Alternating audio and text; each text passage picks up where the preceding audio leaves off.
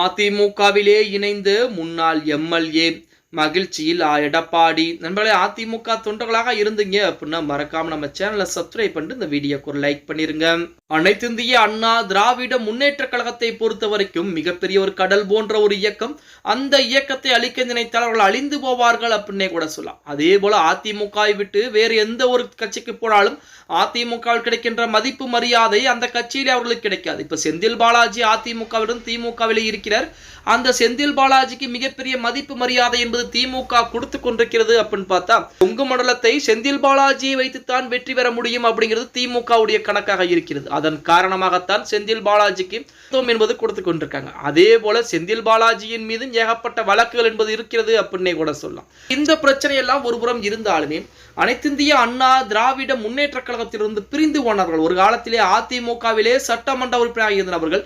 அதிமுகவில் பிரச்சனை என்பது ஏற்பட்ட பின்பு ஜெயலலிதா அம்மையார் மறைவுக்கு பின்பு சசிகலா அம்மையார், எடப்பாடி பழனிசாமி, ஓபிஎஸ், இபிஎஸ், இப்ப மறுபடியும் எடப்பாடி பழனிசாமி, இந்த மாதிரி பிரச்சனைகளுக்கு மத்தியிலே மாற்றுக் கட்சியிலிருந்த நபர்கள் அதிமுகவிலிருந்து வெளியேறி எந்த ஒரு கட்சியிலும் இணையாமல் இருக்கக்கூடிய நபர்கள் அவர்கள் அனைவருமே தன்னை அதிமுகவில் மீண்டும் கழக அடிப்படை உறுப்பினராக இணைத்துக் கொண்டுதான் இருக்கிறாங்க. இந்த வகையிலே முன்னாள் சட்டமன்ற உறுப்பினர் அதாவது எம்எல்ஏ ஆகக்கூடிய ஒரு நபர் மறுபடியும் தன்னை அதிமுகவிலே கழக அடிப்படை உறுப்பினராக மீண்டும் இணைத்திருக்கிறார் அப்படிங்கிற செய்திகள் என்பது வெளியாகி கொண்டிருக்கிறது. முன்னாள் சோழிங்கநல்லூர் சட்டமன்ற தொகுதி அதிமுக வேட்பாளரும் இந்நாள் 198வது சென்னை மாநகராட்சி மாமன்ற உறுப்பினருமான லியோ என் சுந்தரம் அவர்கள் மீண்டும் தாய் கழகமான அதிமுகவிலே தன்னை இணைத்துக் கொண்டிருக்கிறார் அப்படிங்கிற செய்திகள் என்பது வெளியாகி கொண்டிருக்கிறது. அதாவது முன்னாள் சோழிங்கநல்லூர் சட்டமன்ற தொகுதி அதிமுக வேட்பாளரும் இந்நாள் 198வது சென்னை மாநகராட்சி மாமன்ற உறுப்பினருமான லியோ என் சுந்தரம் அவர்கள் மீண்டும் தன்னை அதிமுகவில் அதுவும் தாய் கழகமான அதிமுகவில் தன்னை இணைத்துக் கொண்டிருக்கிறார். எடப்பாடி பழனிசாமியை நேரடியாகவே சந்திப்பு நடத்தி எடப்பாடி பழனிசாமியிடம் மன்னிப்பு கடிதம் கொடுத்துவிட்டு அதிமுகவுக்காக நான் உழைக்கப் போகிறேன். அதிமுகவில் எனக்கு 2026 சட்டமன்ற தேர்தலில்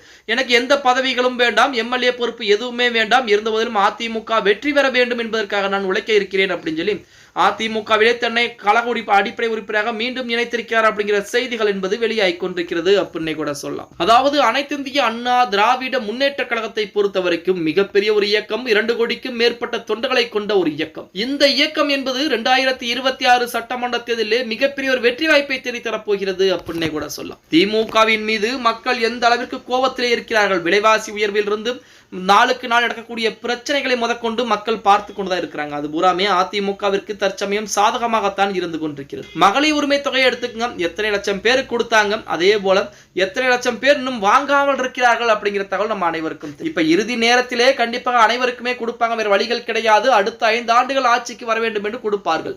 அதையும் மக்கள் பார்த்து கொண்டுதான் இருக்கிறார்கள் அப்படின்னே கூட சொல்லலாம். பொறுத்திருந்து பார்க்கலாம். 2026 சட்டமன்ற தேர்தல் என்பது அதிமுகவிற்கு முக்கியமான ஒரு தேர்தல். அந்த தேர்தலில் மட்டும் அதிமுக தோல்வியை தருவதால் எக்காலத்திலும் ஜெயிக்க முடியாது அப்படின்னே கூட சொல்லலாம். ஓகே கைஸ், வீடியோ பிடிச்சிருந்தா மறக்காம லைக் பண்ணிருங்க.